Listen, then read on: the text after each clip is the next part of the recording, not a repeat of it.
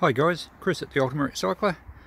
This video is going to be twofold. It's going to be part 3 of my epic yard cleanup, but also it's going to be about building a large hot composting pile in an effort to safely eradicate this Madeira vine, and there's tubers in the ground there. And if you haven't watched my other parts of my yard cleanup video, you'll see up here that this vine, Madeira vine, also known as lamb's tail vine, I believe, is a succulent creeper that takes over everything. It's a highly invasive weed. Let's go and have a closer look. You can see the leaves are quite succulent. The little runners wrap around everything. It climbs over all sorts of stuff, and in our native vegetation areas and forests, it basically smothers a lot of the plants and trees, and it can grow, I believe, up to 10 meters in a growing season from spring into summer.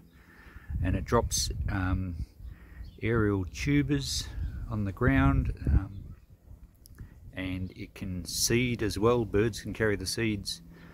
And the only way I've found to eradicate it from looking online is some nasty poisons, including glyphosate, painted on the stems, because if you just cut the stems off, all the tubers above will drop. They'll basically rain down and just start new plants everywhere. So I want to get rid of it from my yard. I actually did find a reference to the fact that it's edible. The leaves apparently can be cooked like spinach, and the tubers, we'll come back and have a look at a tuber. There's plenty in the ground here. They get quite big, but apparently they can be cooked up like potatoes. But look, I'm not really interested in keeping it as a food plant, because it's going to take over my yard, and I want to get rid of it. So today we're going to build a compost pile, see if we can get it hot enough, and we'll try and cook some of this vine. Okay, first things first, I need to make a bit of space to have a decent pile, because to get a good hot compost pile, it needs to be around about 1 cubic meter, about 3 foot by 3 foot.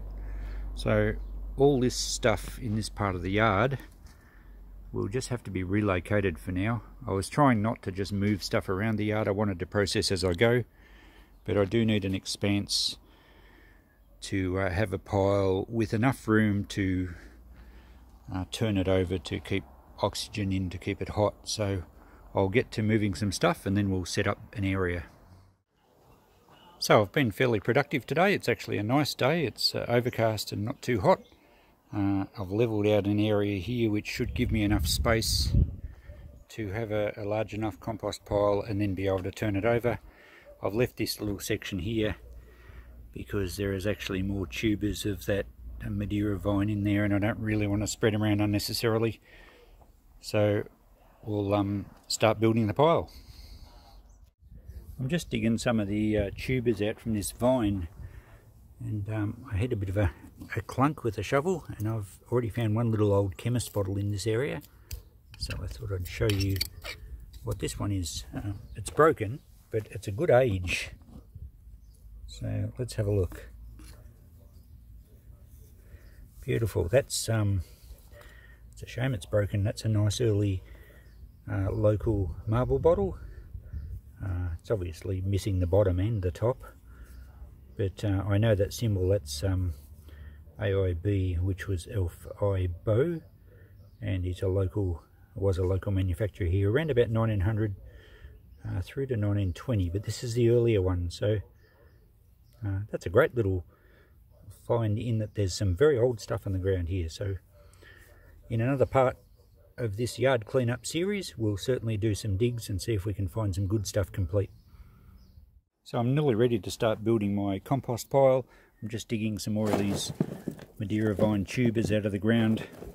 They're very much like potato. They're quite juicy, and I've been digging them out from down that area there where I just found that part of a bottle, and sieving them through an old fan screen. However, I can't just tip the residual into my mulcher, because I found a few bits of mortar from a brick wall here, and there was a corner of a brick here as well, and the last shovelful an old steel bolt. So that's not going to do my mulcher any good at all. So this stuff can't go through the mulcher, so I'm just picking the larger ones out and I'll feed them through the mulcher, and the rest of this I'll tip into the compost pile, obviously not the bolt, and I'll pick out any obvious pieces, but the rest I'll tip into the compost pile. It won't matter if there's a few stones and things in there, because eventually when it becomes all garden soil I'll be able to sieve it out. But this way we're going to get all these little nodules and things that potentially could become new vines, and that's what I want to destroy. The soil that I have sifted, it's possible that there could be some very small nodules in there, so I will have to be careful that I don't just tip that in the garden. I might use it in pot plants where at least I can monitor if anything comes up, because I do want to eradicate this vine from my yard, and it's going to be a slow process with these patches of tubers. Anyway, we'll get the compost bin ready now and hopefully start cooking it all.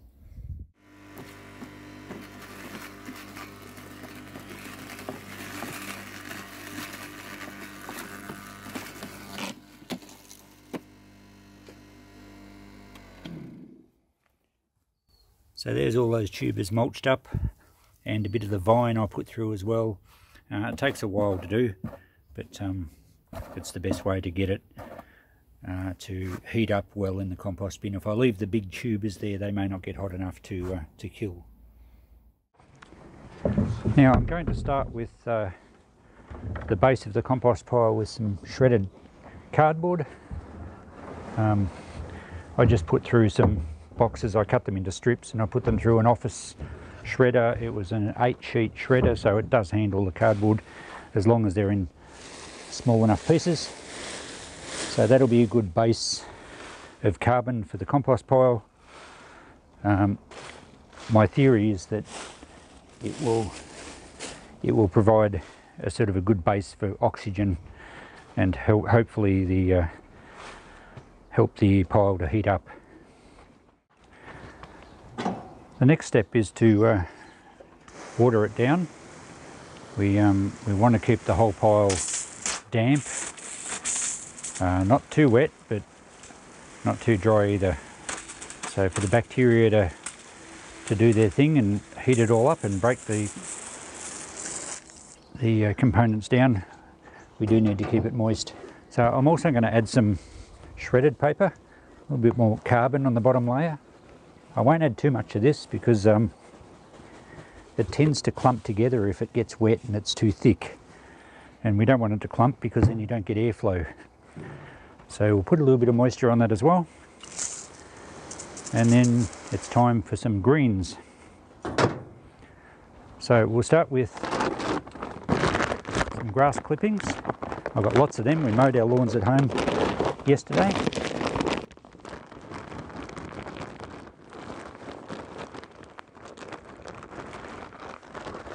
And we want a good bulk of this pile to be greens so that it gets nice and hot. Now, as I said, we mowed our lawns yesterday. I saved all the clippings. Also, the guy across the road was mowing just earlier today, and I raced over and said, "Hey, can I have your clippings?" He was just going to put them in the bin. So now I'll put a little bit more paper on.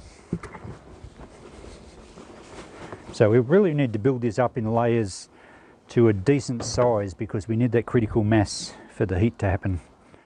I've now got lots more grass clippings to go on. These are the ones from home.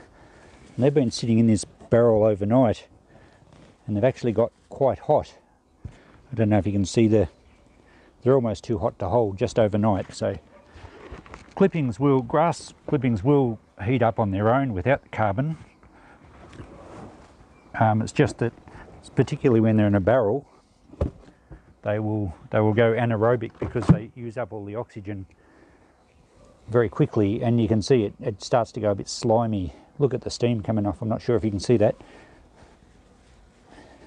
but it'll introduce more oxygen to this now. They should continue to heat up. We'll put the last of this shredded paper on here.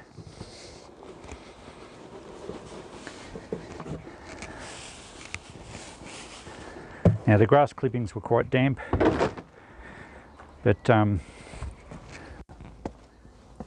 we will continue to add a little bit of moisture, particularly on the paper because it's dry. Now next we've got some dried grass and leaves that I raked up from around my yard earlier today. So that's a good layer of carbon again. Now pile's getting a bit of substance in it now. That's very dry, so we better dampen that down.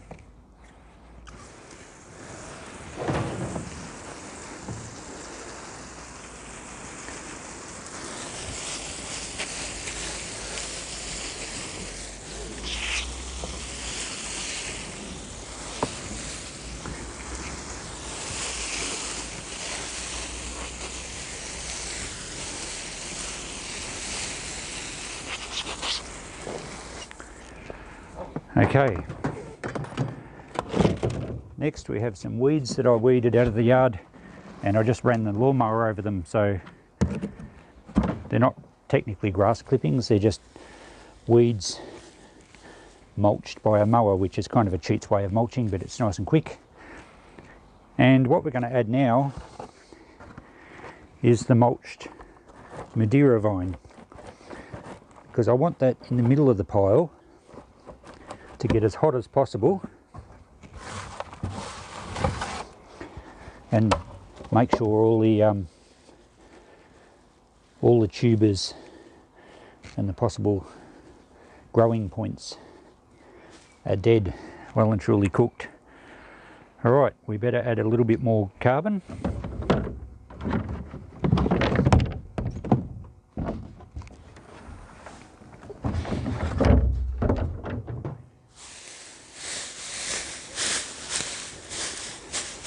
And a bit more water.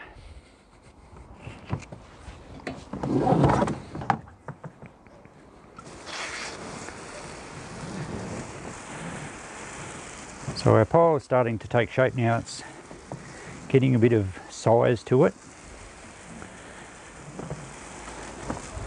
And I'll check it tomorrow morning. I've got a thermometer at home which will give us a good idea what temperature it's getting up to. We want it to get pretty hot and to stay hot. Getting hot for one day isn't enough, so we'll monitor the temperature and hopefully it'll stay hot for a few days, and as it starts to drop we'll turn the pile to introduce more oxygen and it should heat up again. Alright, now we have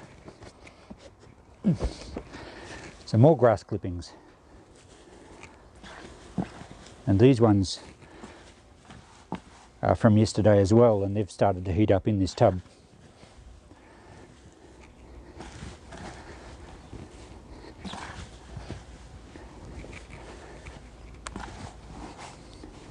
So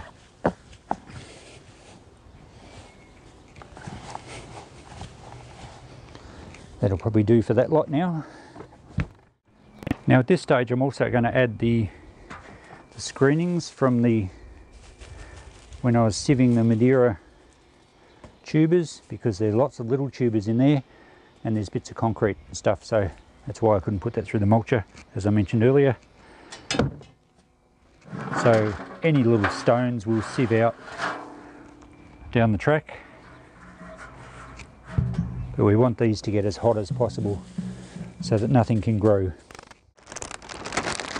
Okay, let's add some more shredded paper.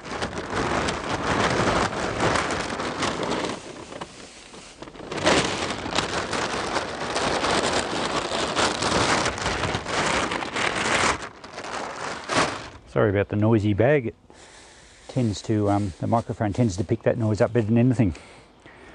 Alright, we'll finish it off with some more grass clippings.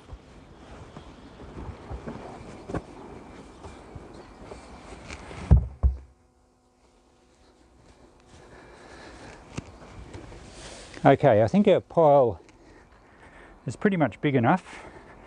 The bigger the better when it comes to generating heat. But I've pretty well ran out of supplies now. So we'll call that finished, and we've got enough moisture in there, I think, to continue the heat build. So now we'll just put a bit of old carpet on top, and then we can check it tomorrow and see what it's doing.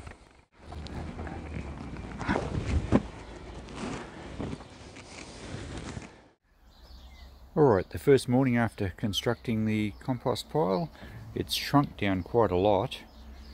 I've just stuck the thermometer in to see what's going on under the carpet, and if we can zoom in here, you can see that it's heated up a fair bit, almost 50 degrees Celsius, or just over 120 Fahrenheit. I'd like it to get a lot hotter than that. I'd suggest that the pile probably really isn't big enough, so I might add a bit more to it when I turn it the first time. It's been raining overnight and it's raining here now, so the carpet will do a good job to keep the bulk of the water out. We don't want it to get too wet, but we'll check it each day and see how it goes. Well, it's day 2 and this pile's really lost some height. It's kind of slumped down, so I'm going to need more materials in it to maintain the heat. But we're looking at a pretty good temperature now, though. It's up around 150 Fahrenheit, about 65 Celsius. That's an excellent temperature. We just need to keep it at that for a while, but I don't think it's going to with the size of the pile. But we'll keep it going until the temp starts to drop, and then we'll turn it over, aerate it, and try and introduce some more materials. Day 3, and the pile's looking flatter than ever. The temperature has dropped back. It's just left the hot zone, about 130 Fahrenheit, which is really the minimum we need to keep it at to have any effective seed kill. So definitely the pile isn't big enough. I'll probably do another one at some stage with a much bigger pile and see how it goes. I'll dig this one over now because I don't want it to get below 130, and we'll see if it heats up a bit.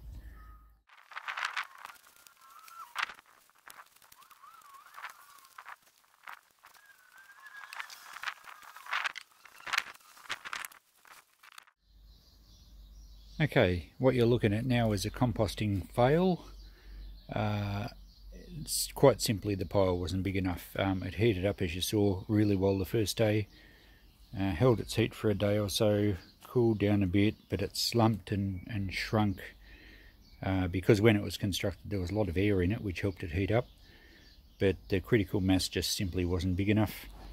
It's still warm, but it's not hot, and I need it hot for a long period of time to make sure it kills the Madeira tubers and any other unwanted weed seeds.